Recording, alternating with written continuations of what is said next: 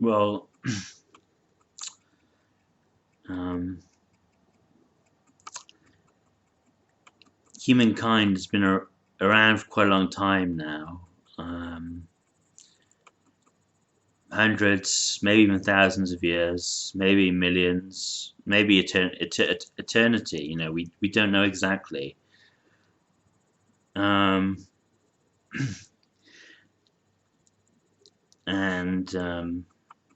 we have access to a lot of amenities and entertainment nowadays, and just pretty much all the education in the world that we care to dispose ourselves of.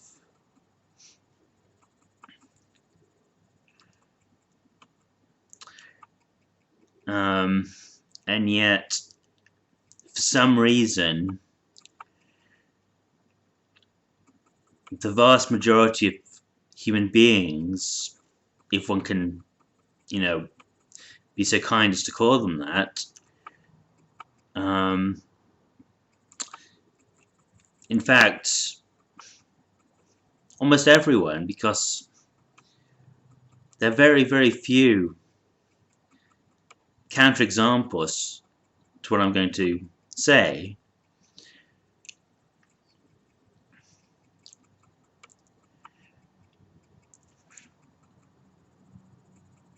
They fail to grasp or practice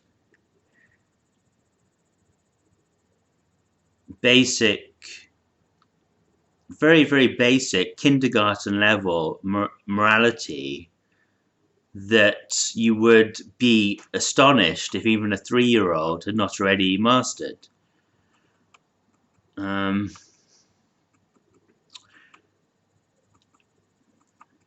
So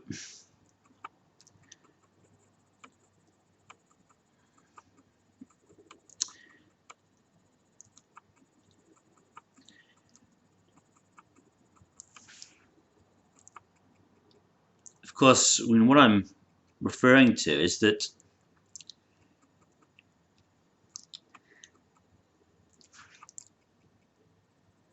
people will still condone and sometimes even practice in fact quite a lot, just totally unnecessary violence against other sentient creatures, including other human thinking, feeling human beings.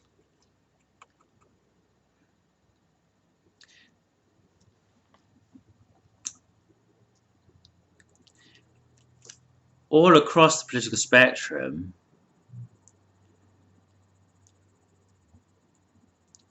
with, like I say, very, very few really dissenting voices, they're all willing to endorse, either tacitly or just openly promote totally unnecessary violence and cruelty.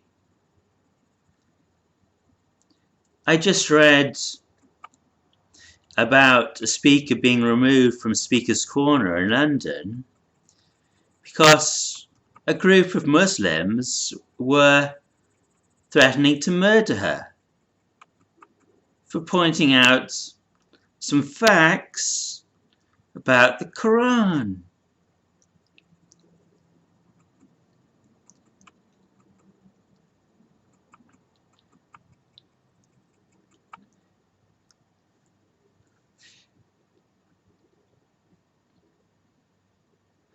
It isn't just the Muslims, which is the main thing I'm saying, but if the Muslims will do this, why should anyone feel the slightest sympathy with them and permit them into our country?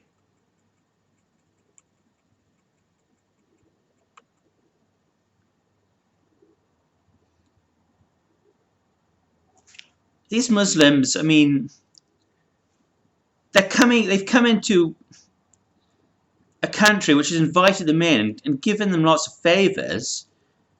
Now they're declaring open warfare in the middle of a peace zone, almost, so the police think. It's that bad that the police are getting involved to silence people.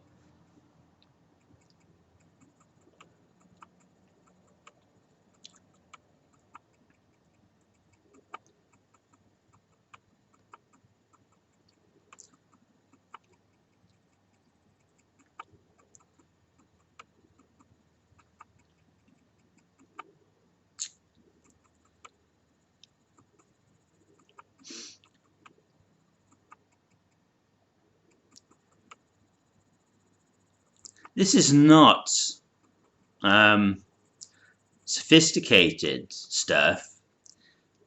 The average monkey has grasped this level of morality, at least to the extent that it's not, big and dangerous enough to wield a knife, which makes it superior to these Muslims and lots of human beings in general.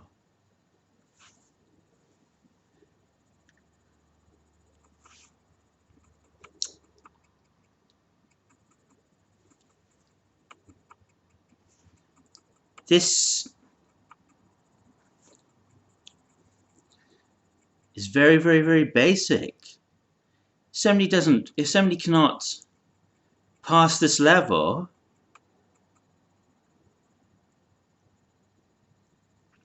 why should we feel sympathy for them?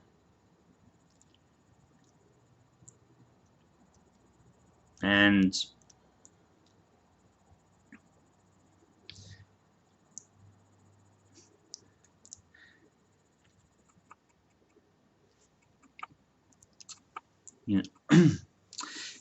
and but it's so that's one issue. You have Islam with its willingness to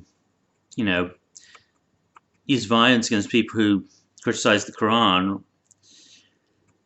but I'll make a list. I will name and shame the main offenders, in this area, and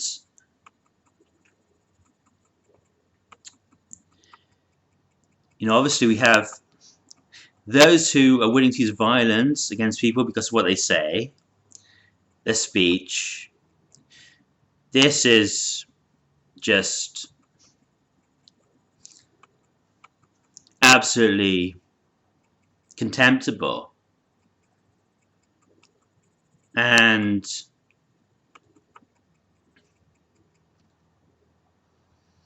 just beyond the pale.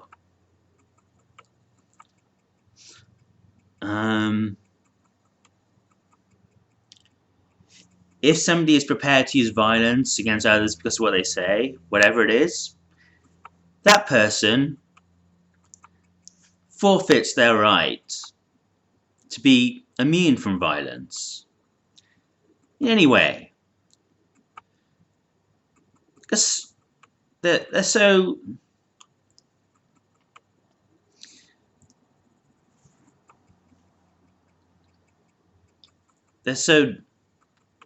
volatile and uncivilized anyway that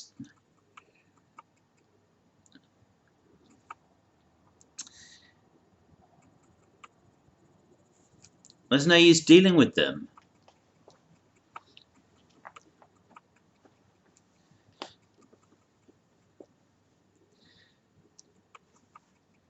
We get what we give, and the respect and kindness we offer to others, we deserve back in return.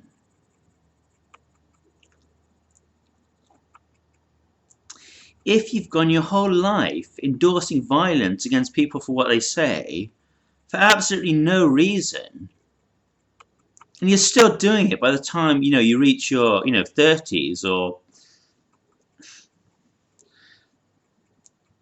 even younger,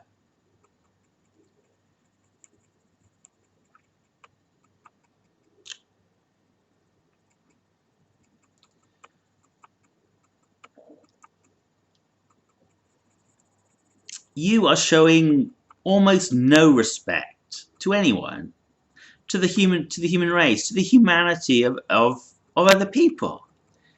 If you're professing violence against a person for what they say, you have no respect for human life, for the human soul, for the human mind.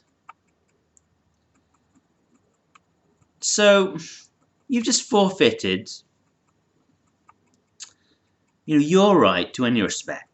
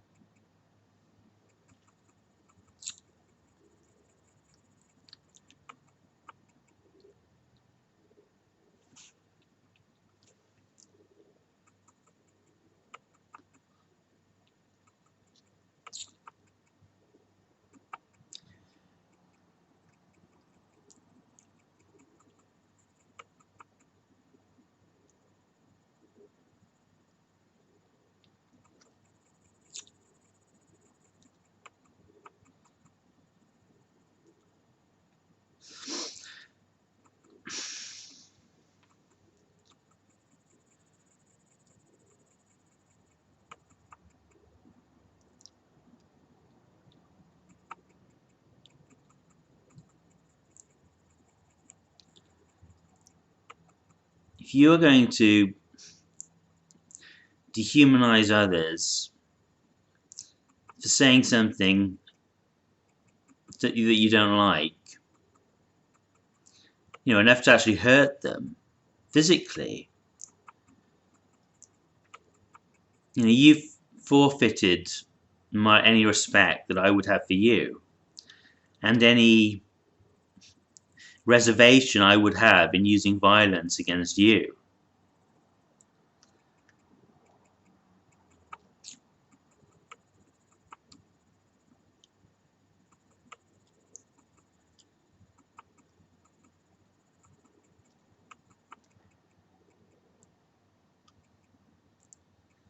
Because that's how it works.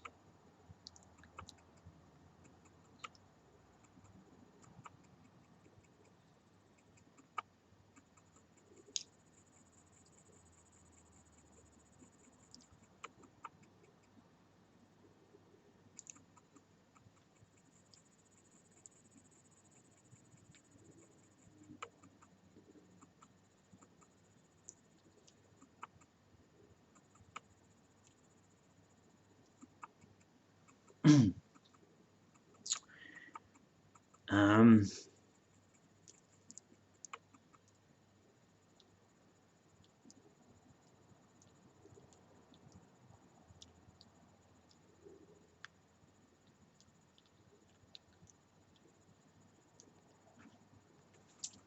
and so obviously, it's not just Muslims, but leftists in general, using threatening violence against people, using the law against people for what they say, police using violence against people,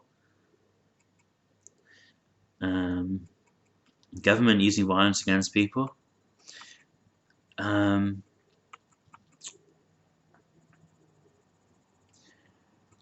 Then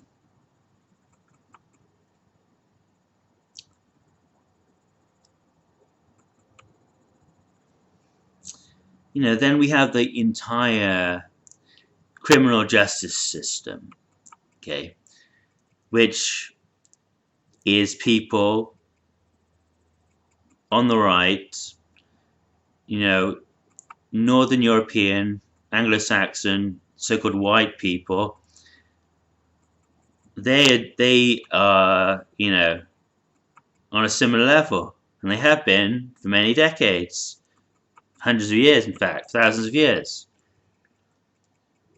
Because in their penitentiary system, in their legal system, and then sometimes also openly as well in just open vigilante society, vigilantism, etc. But there is a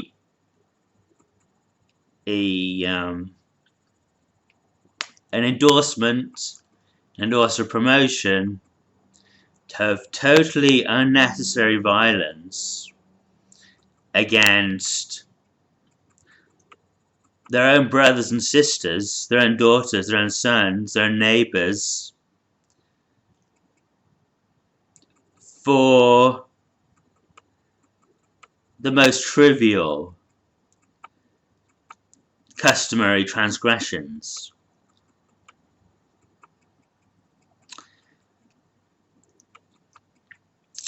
A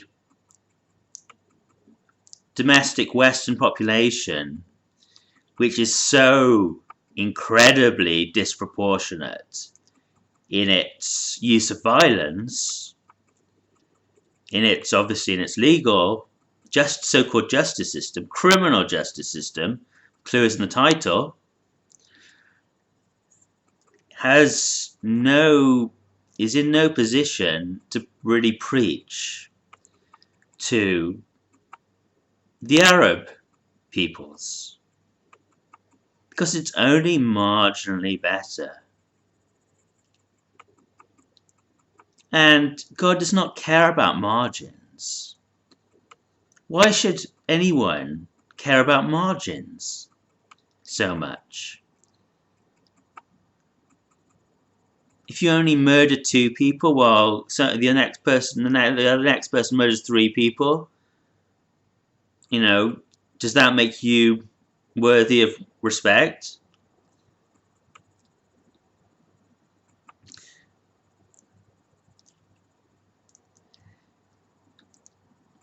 Why should a person spend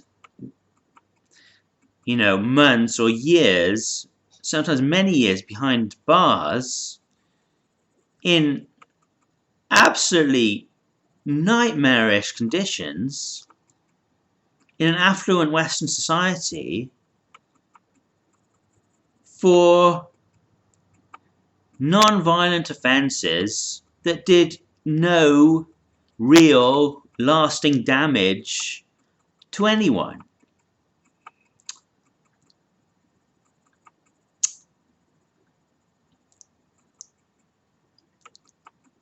Most cases of theft, would come under that heading.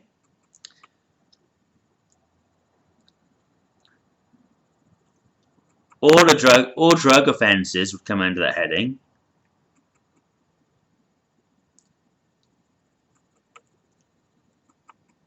How many people have been put away for just supplying drugs which are no worse than ones you would get from a doctor?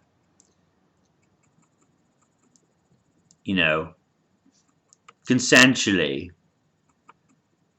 over the past several decades. And how many years of torture have they endured?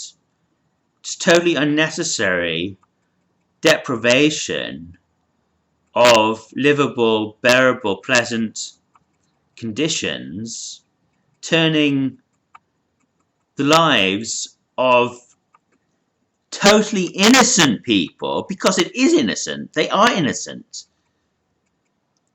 totally innocent people who've just committed a mere customary transgression into a living hell and ruining their lives.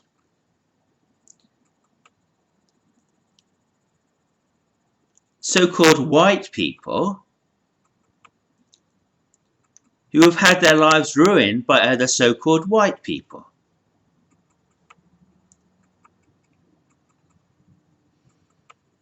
This couldn't happen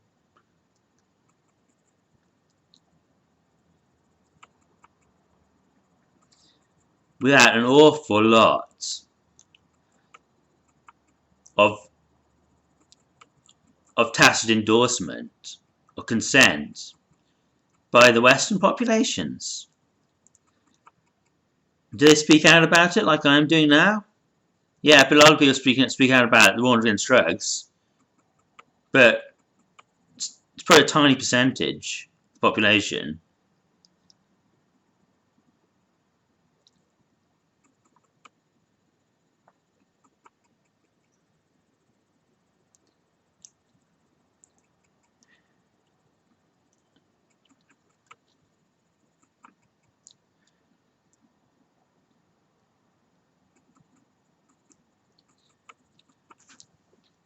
Not only that, but the prison conditions in America, probably in Great Britain as well, or in Europe, just totally unnecessarily bad.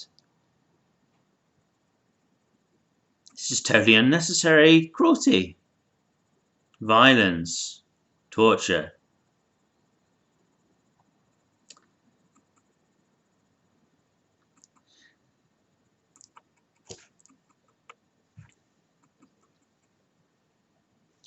The punishment should not be more than the offence in extent. It should be medicine.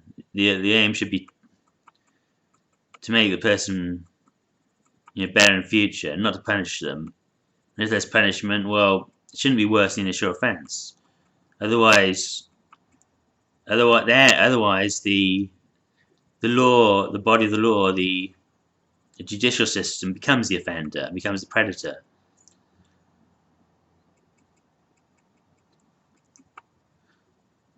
In reality, when everybody does anything, you should give them a warning. You give them a warning. Clear warning so they know what's what. Then maybe you turn up the heat a little bit.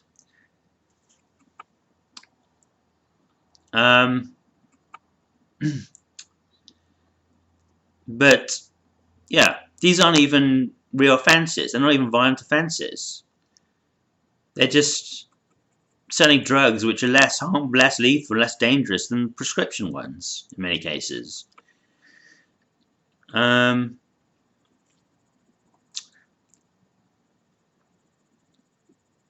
So these children have not reached a basic level of morality. I refer to all human beings as children because that's the nicest word for them.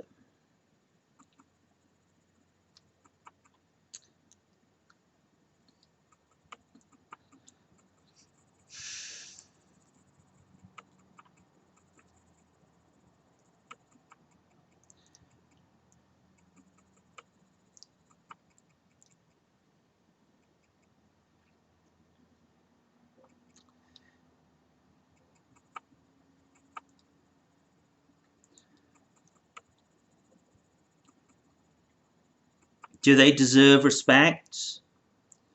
No, because they don't give it to people who are no worse than they are, who are innocent, feeling, thinking human beings who have done little harm, less than them in their so-called justice system. So do they deserve respect? No, they do not. No, because they don't give it. Do they deserve love? Yes, they deserve love because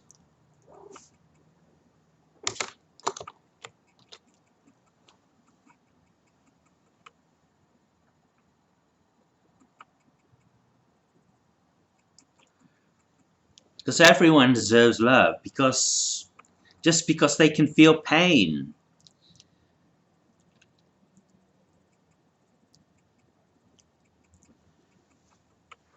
And it is only by relieving the suffering of others,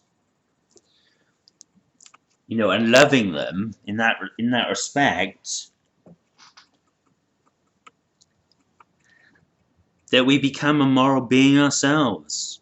We don't become moral by respecting other people who do not deserve it, or holding them in a higher light than they deserve objectively. We become moral by feeling the pain of others, or reminding ourselves of their capacity for it, and being sensitive to reduce rather than increase it. And by cultivating an attitude of care and love towards animals, towards our fellow animals.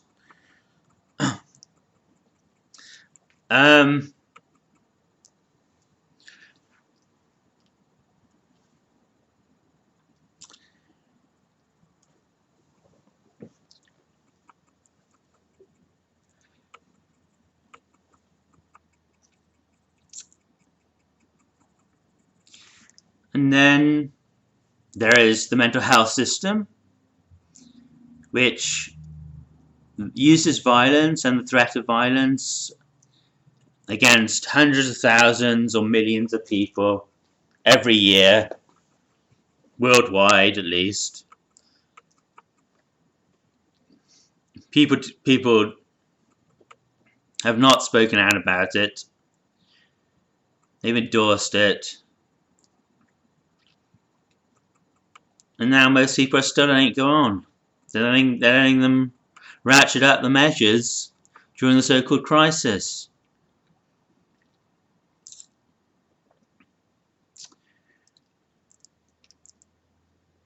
So it's not sufficient for a person, not to even just engage in these things.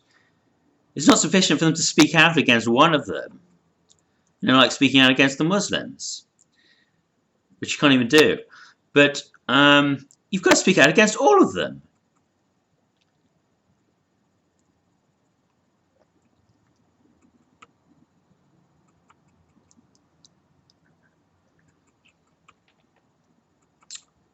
Because these are all right on our doorstep. These are all our responsibility. We've probably all known people who have been involved in these things, possibly due to us. We've been on the receiving the brunt end of them.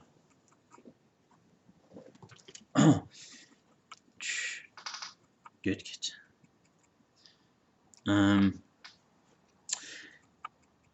And it does not take any intelligence to do this. It's just basic morality.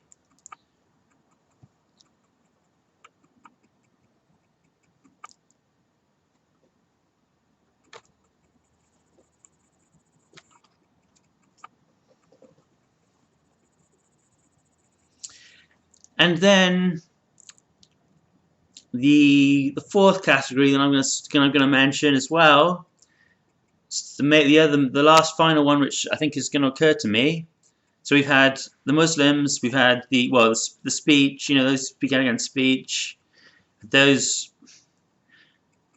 who don't speak out about the war on drugs and the criminal justice system, the theft, and we've had mental health system, and now I'm going to speak out about the sex criminals. Because, again, these people who are the ones who are dehumanized most in our society are also almost totally innocent compared to the people who attack them. Because these people lose years of their lives in these totally unnecessary confinement, brick walls,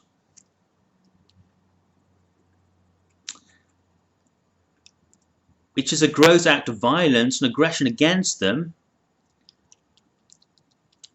when they do not use violence against anyone, and they do not hurt anyone, and except in your own minds.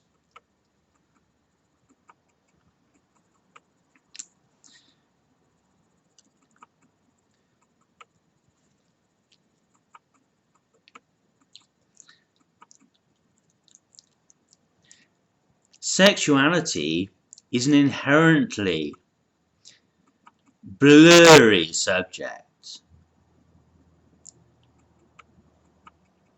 You do not know what went on or what goes on between other people sexually. You don't know whether it was good or bad. You don't know whether it was harmful or unharmful. And neither do the people who were involved in it.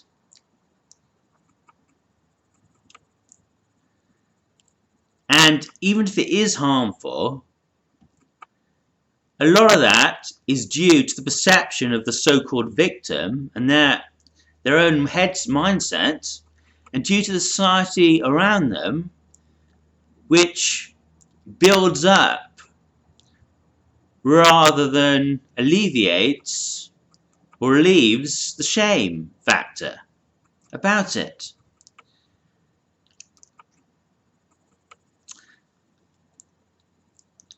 And enormous hysteria goes on about totally magical transgressions, because they are magical. Psychiatry,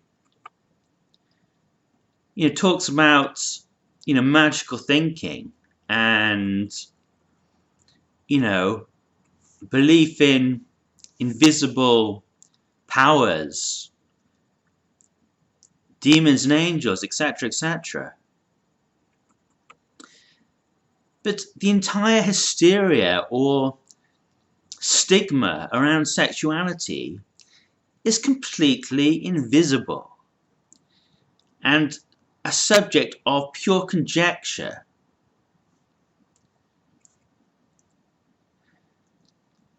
Unless, real physical damage has occurred, in which case the problem is the violence.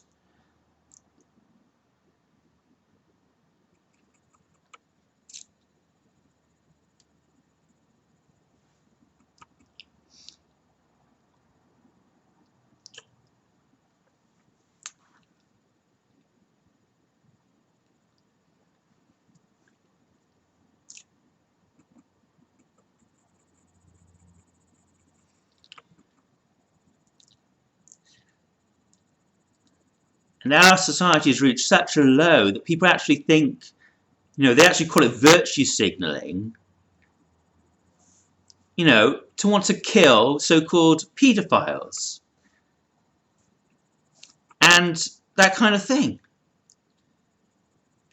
How lost has society got when it's virtuous to kill people for a mere customary transgression that even in their own Bible, in the Bible, is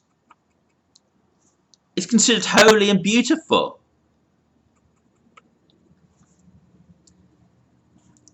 In the Bible, there is no age of consent, or it was about 12 by most reports.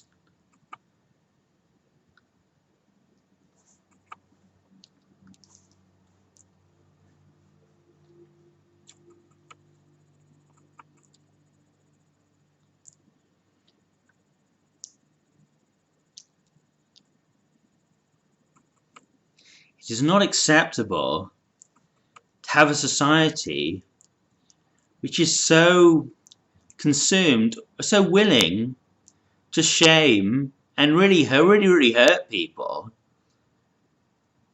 for,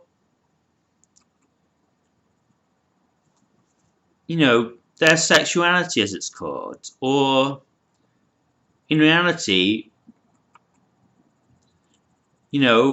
a bit of a bit of playful, what should be the domain of, of recreation and relaxation.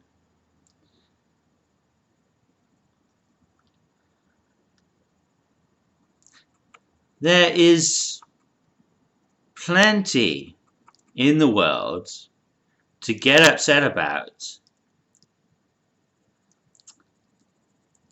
Real suffering that people go through, torture, mental patients suffer, hundreds of thousands of them, millions, flayed alive, held in tiny little cages, rooms outside of the world with no internet access for years and years and years, when they were too young to have ever experienced life before. So their lives are totally stolen from them.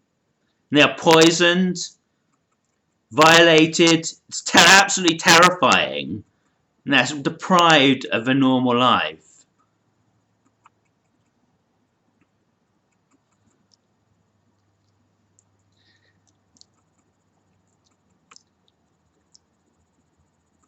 So there's plenty to get upset about. There's lots of wars. There's wars still which are going on in the world.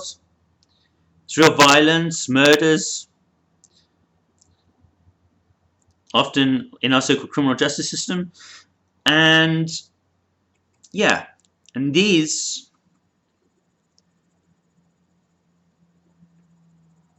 completely, are a perpetual, a scream in the ears of any right-thinking person. Because if you were to experience them yourself, as I have, being locked in a mental asylum for 6 months, absolute agony, because what they were doing to me was suspending me in a state which my body and my mind was not supposed to go. If you experience them, you realize these are the things that matter. This is just 6 months in a mental asylum. I mean, if you have your guts blown out in a war, that's probably not very nice either. And you would not like that. Whereas, would you mind a pat on the bottom? If you are a woman who is campaigning against men patting you, and you are campaigning with tacit endorsement or open endorsement for these men to be put in prison for weeks, months, or years at a time, you are a monster. You are almost as bad as the soldiers going and blowing up the villages,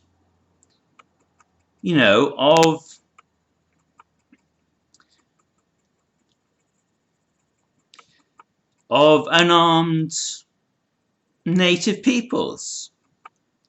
You are the aggressor, you are the predator, you are the perpetrator, and you are the problem.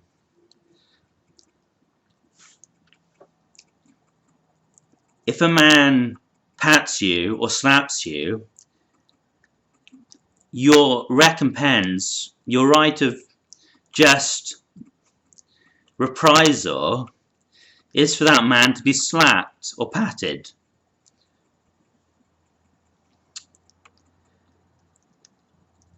You take it further, you soon become the predator, the perpetrator,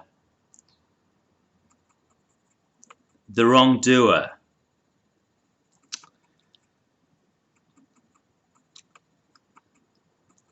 You drag a man out in public because he gives you unwanted advances in the office, and then get him sentenced to years in prison. You are no better than these Muslims calling for the death of people for speaking, things against the holy book, which are true.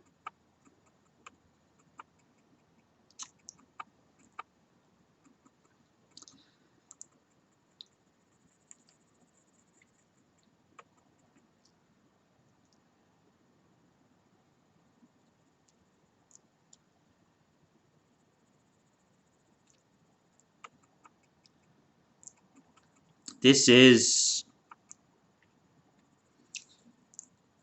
hysterical,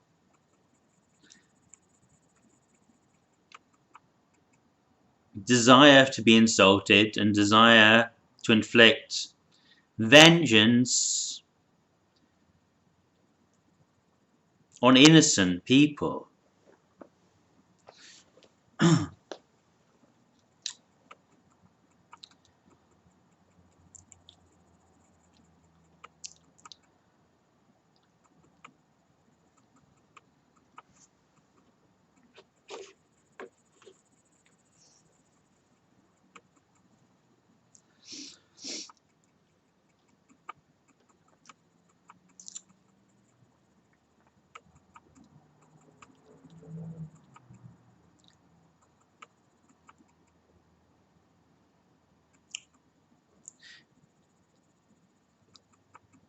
In a civilized society where the people were worthy of respect, the first recourse would always, just as long as the person improves their behavior in future, it's fine anyway. There shouldn't be any punishment. Then, if you need a bit of incentive, you give back what was given. You give back the insult that was given. And is it not clear that 9 times out of 10 that would be sufficient in order to solve the problem, if there was any problem in the first place? Or even if there wasn't any problem in the first place.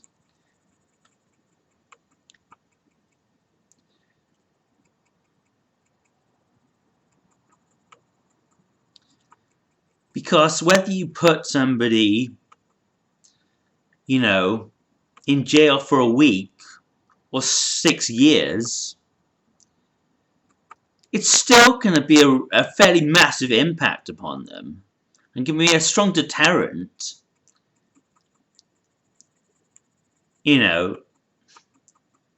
compared to most of the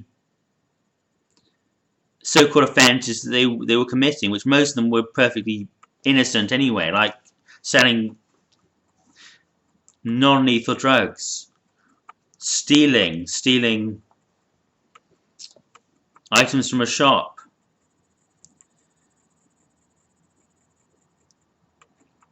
or patting somebody somewhat inappropriately, or by saying, extremely horrible, multiple,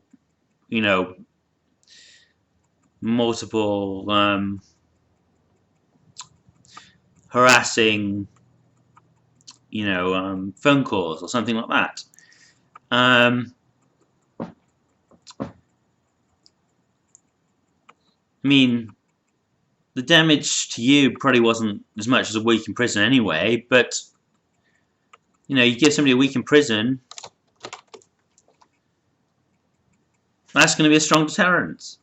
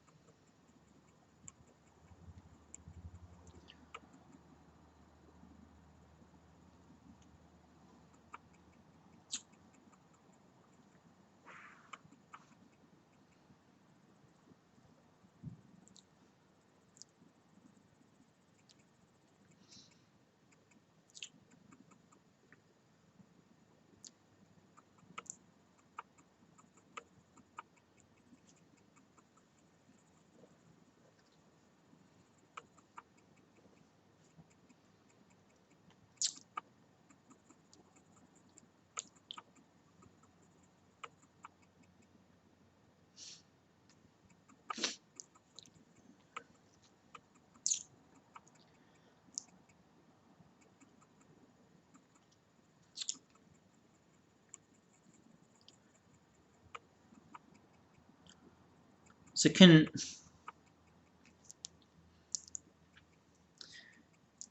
you stop embarrassing me, please? And whoever you are, get some basic morality. Don't endorse violence towards anyone, ever or any time, except occasionally in proportion.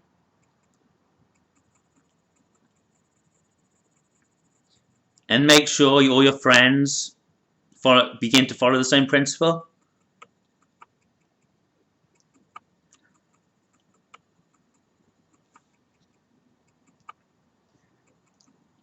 Imagine what a lovely world it would be if people could do that, just do that.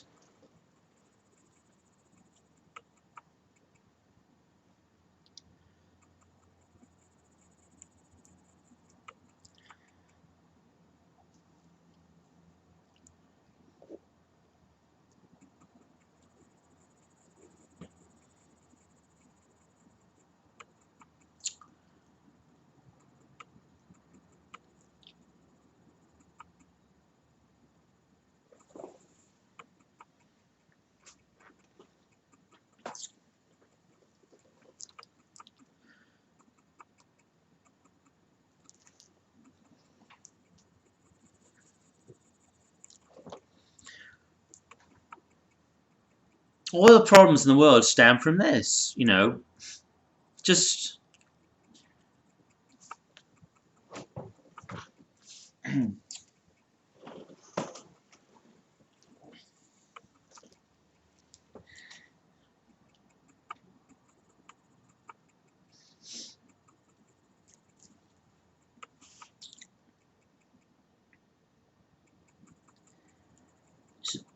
the normalization of violence.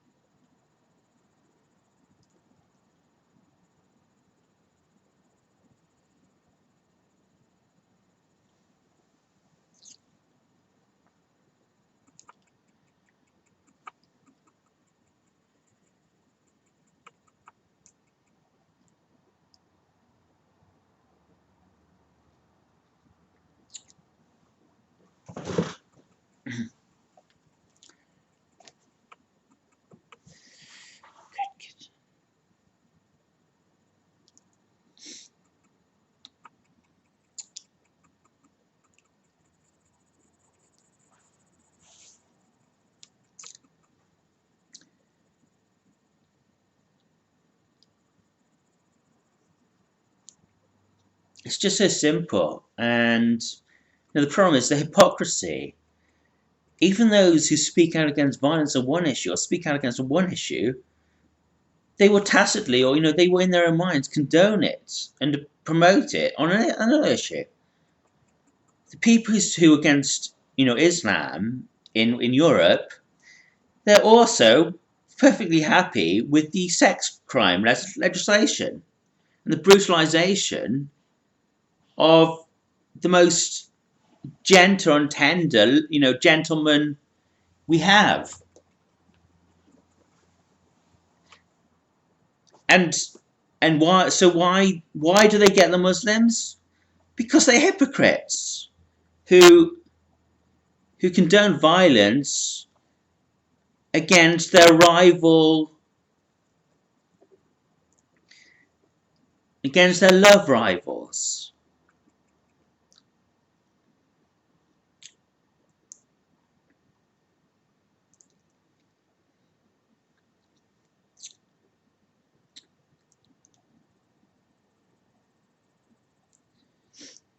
They condone it against the drug dealers, the unofficial drug dealers. They condone it. They condone it from the official drug dealers.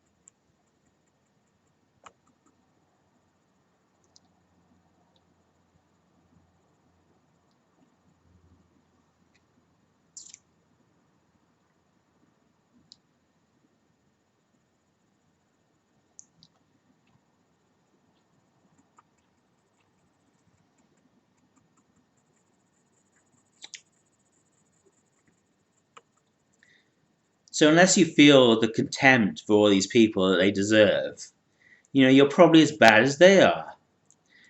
If you show respect to somebody who is not showing it to other fellow human beings, you are committing a crime. You are being unjust yourself. You cannot give somebody too much value or respect.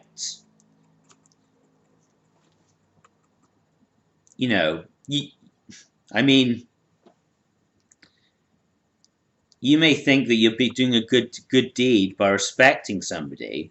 In fact, you're committing injustice by respecting somebody who is not respectable and who would hurt other people.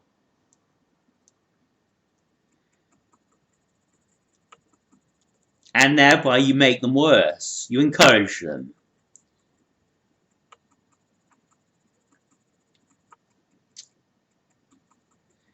If you respect somebody who condones violence against drug dealers, sex criminals, free speakers,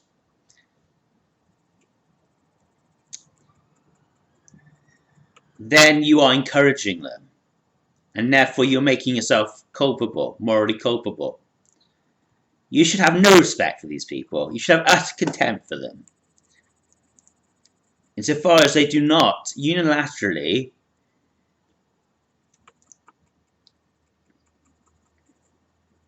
abhor all violence or disproportionate violence. Like I say, if somebody holds you hostage for a week in their basement, that person should be locked in jail for a week. That's proportionate. Somebody slaps you and you really, really don't like it, and you tell them you really don't like it and this is a thing, they should get a slap themselves from the police officer. But as for the humanity at the moment, with their willingness to scapegoat people and just subject them to vastly disproportionate injuries,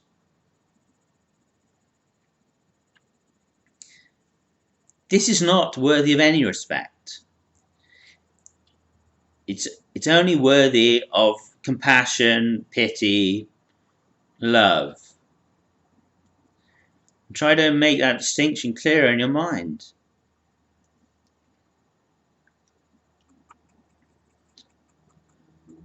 If you respect somebody who would hurt other people, no matter how low their social status and how divorced from you think that group is, you are making yourself complicit and an accomplice.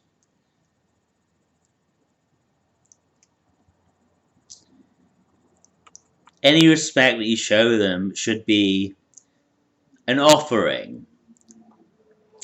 It should be a tentative proposal, a kind of play, an engagement in a kind of play, so that they can experience what having respect would be like. But it shouldn't be serious, because this is a dangerous animal who is tacitly torturing, at least in their own minds, willingly, millions of mental patients, innocent young men and women, millions of so-called sex criminals or kind gentlemen, lover boys,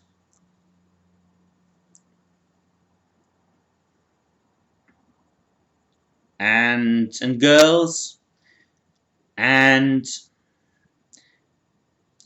thousands or millions of unofficial herbal doctors,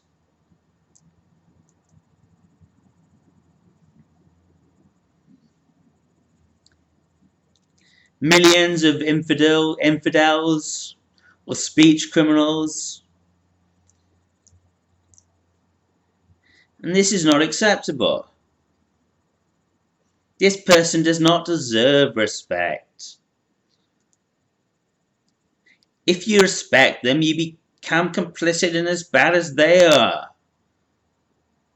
Any respect that you offer them must be a kind of play, to see if you can draw them towards the light a bit. You should have pity for these people and approach them warily and with tacit disapproval, and sometimes explicit disapproval. And the more people who take on board this attitude, the more civilized our society will become, and the less people will be hurt. Less innocent people, or equally or relatively innocent people. Because most people are not innocent because they live in a fundamentally criminal society. But they're as innocent as you. And perhaps as innocent as me.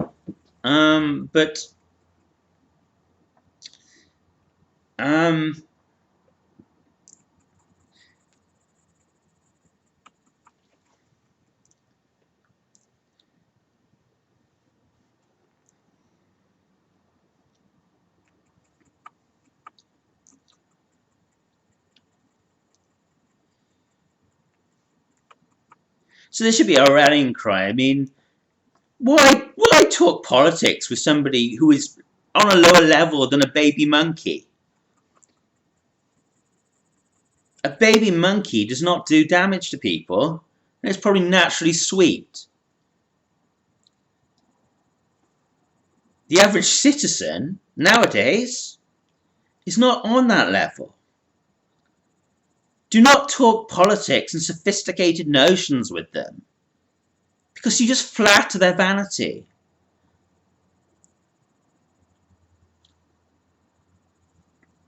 And make them worse and more arrogant. And you make a fool of yourself because you're expecting them to grasp notions they cannot possibly properly grasp. Because they cannot even grasp basic, gentle, manly conduct.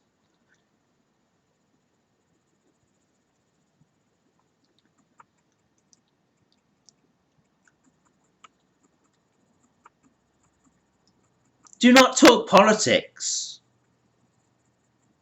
if you do not abhor absolutely all escalation of violence. And when I say violence, I don't mean sexual assault, because that is not real violence. Comparably, it doesn't do any lasting physical damage.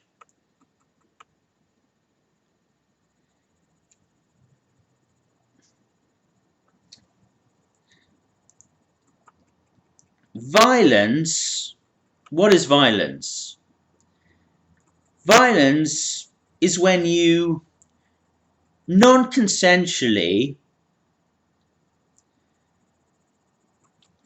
violate or more so damage someone. If the violation is very short in duration and it doesn't do any material lasting damage, it's relatively very, very small.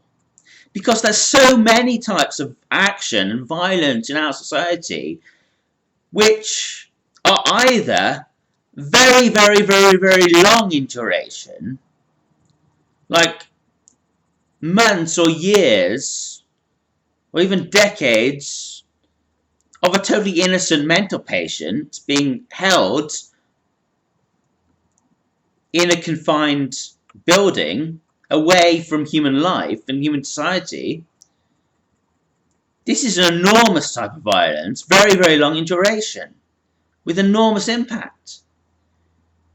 Or violence which does very, very real damage, physical, material damage,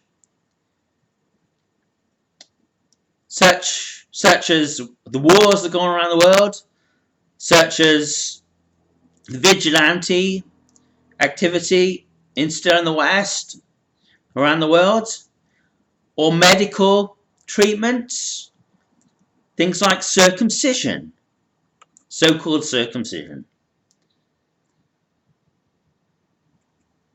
These things absolutely change a person's life in a totally non-consensual way,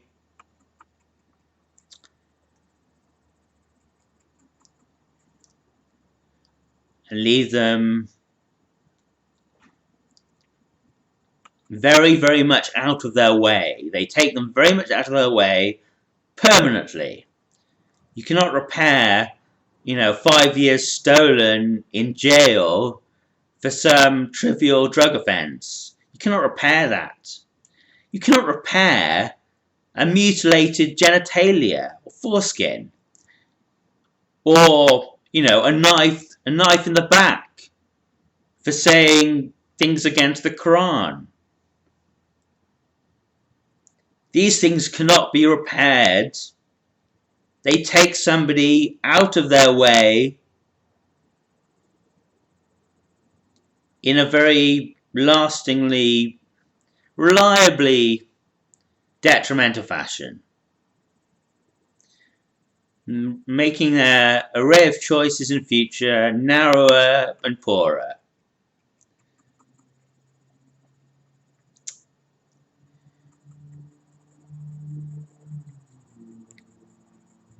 And they are not relative to what other people think.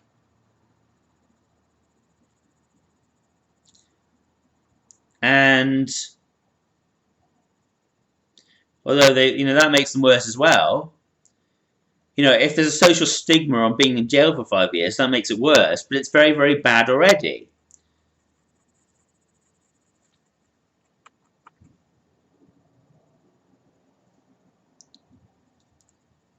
So,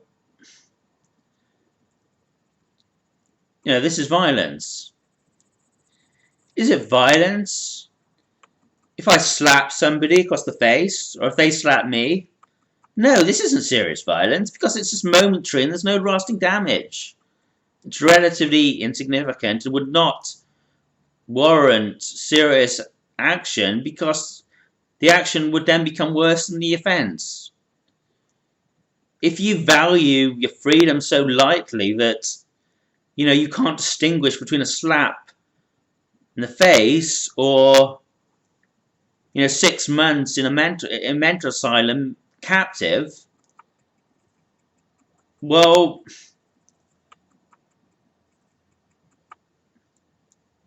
then you need to get your own mind sorted, because that is the situation. That is the source of your problems. You need to think things through more, reach a higher psychological level, because that's the real source of your suffering, not the slap itself.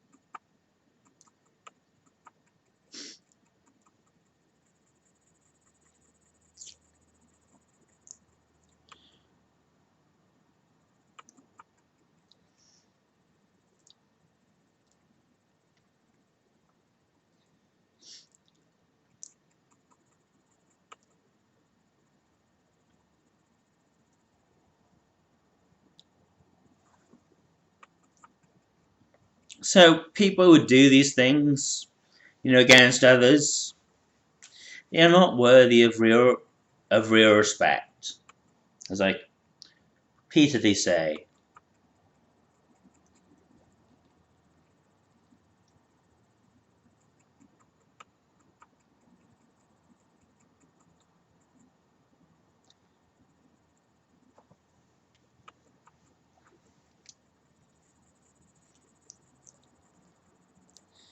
We call them children because we try to be nice, but in reality we prefer baby monkeys.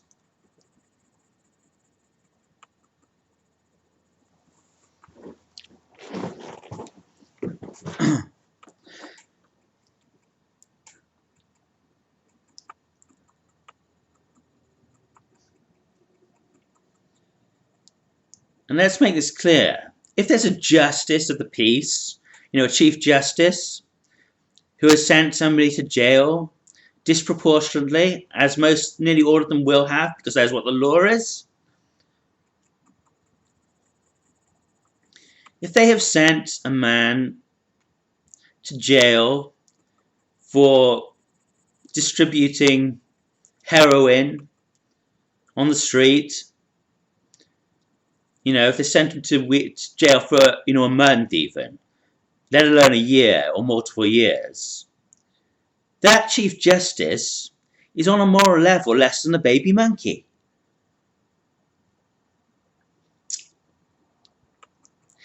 If you show him respect or feel respect for him, you are committing a crime yourself, and you are becoming complicit in his crimes. You're becoming almost as bad as him. He deserves your love, not your respect.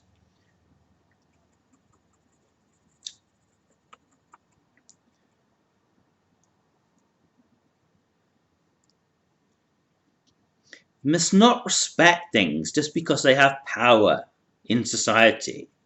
Otherwise, you don't have any morality. You're a fascist.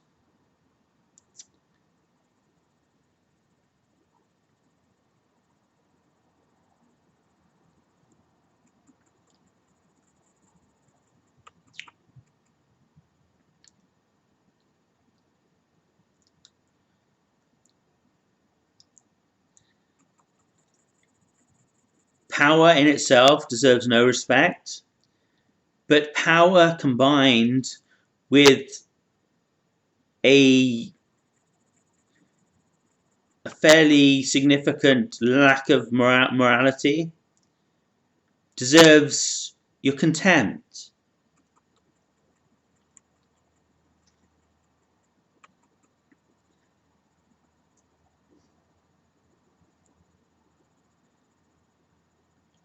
Probably most of the people in society who you respect, they actually deserve your contempt, because you respect them mostly merely because they have power.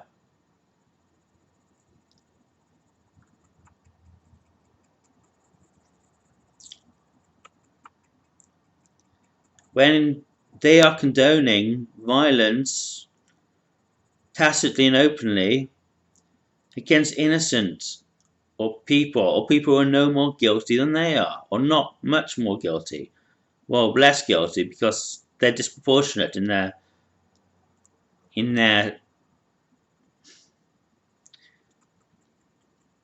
their their belief in so-called justice.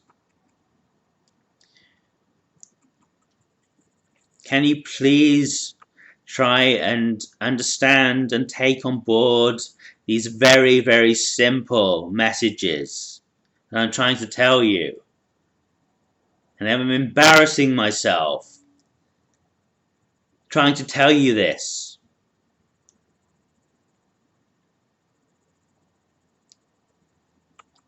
Because it should be absolutely obvious already.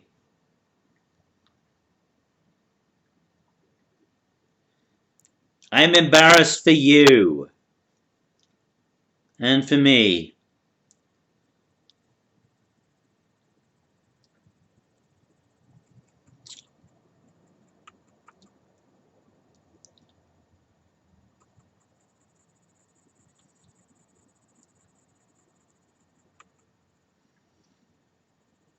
Do you realize that human torture and misery and hell is very, very, very, very, very real?